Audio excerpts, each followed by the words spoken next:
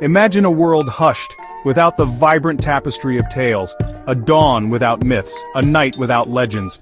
All stories from grand epics to whispers of dreams were locked away by Nyame, the sky god. The world below was quieter, less understood, less colorful. People lived their lives without words to shape their experiences into shared understanding. It was like living in a house with no windows to the past, no maps for the future. The wisdom of ages, the laughter of shared jokes, the warnings and cautionary tales, all were absent. The silence was a lack of connection, a missing thread in existence. Nyame kept the stories, perhaps believing they were too powerful for mortals. The world waited unknowingly for a change, for someone daring enough to challenge the order. Into this quiet, storyless world, a certain character was about to spin his intricate, clever webs. Into this world of untold tales steps Anansi, the spider. Sometimes all spider, sometimes like a man, often a blend of both. Anansi was a trickster, his mind a web of intricate plans. He heard whispers of Nyame's golden box of stories and wanted them all. He knew stories were power, knowledge, magic. The silence of the world was a challenge he felt compelled to fill. Anansi's nature was one of delightful contradiction, a hero with questionable methods. He operated on a different plane, where the ends often justified the means. Anansi decided he would go to Nyame and ask for the stories. Many would have dismissed such an idea as impossible, but Anansi thrived on the impossible. The greater the challenge, the more intricate the web he would need to spin. His journey to the sky was a journey into the heart of audacity itself. Anansi journeyed to the sky and made his request to Nyame. Nyame set a price, demanding 4 specific creatures: Moboro, the hornets; Onini, the python; Osebo, the leopard; and Moasha, the forest fairies. Anansi was clever. For Moboro, he tricked the hornets into a gourd by mimicking rainfall. For Onini, he challenged the python to measure its length against a branch, tying it up. For Osebo, he dug a pit and tricked the leopard into being bound. For Moasha, he used a sticky doll and roasted yams to capture the fairies. Anansi completed the 4 impossible tasks with wit, not might. He returned to Nyame with the hornets, python, leopard, and fairies. Nyame, astonished, handed over the golden box. Anansi brought the box of stories down to earth. He opened it and outpoured the stories, spreading to every corner of the world.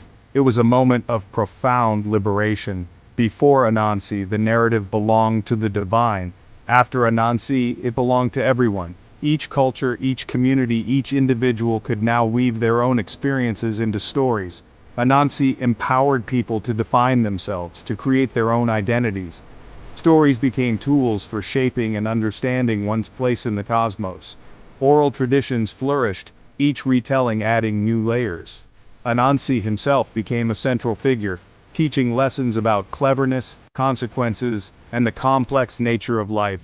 The world was no longer silent, it sang with 1,000, a million voices.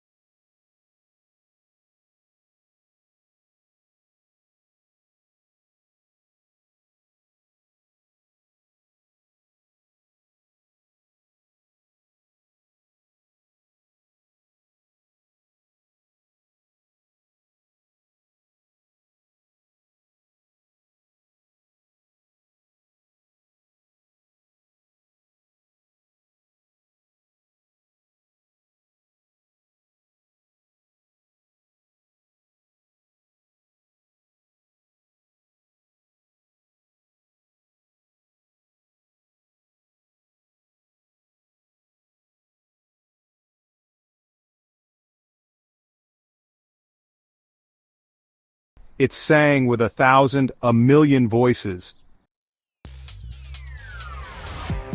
The tales of Anansi are more than charming entertainments. They are fundamental to how we process information, learn, and remember. Stories engage multiple parts of our brain, helping us simulate social situations and develop empathy.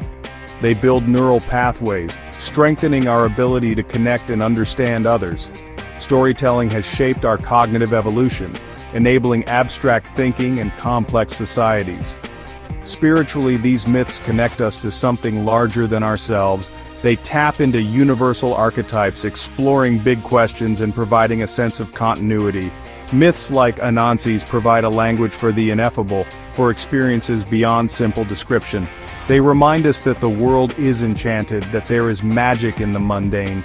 Even the smallest among us can achieve great things and change the world. Stories feed a fundamental human need for meaning, belonging, and a sense of place in the universe. Anansi brought the stories down, unlocking the golden box, and the world was never the same. He showed that wit could overcome might, that the desire for knowledge and expression is powerful. His legacy is in the act of storytelling itself, an act he democratized for all. Stories are living things, constantly being rewoven and reinterpreted. Consider the threads in your own life. What are the stories you tell yourself and others? Each of us is a storyteller, weaving tales to make sense of our experiences.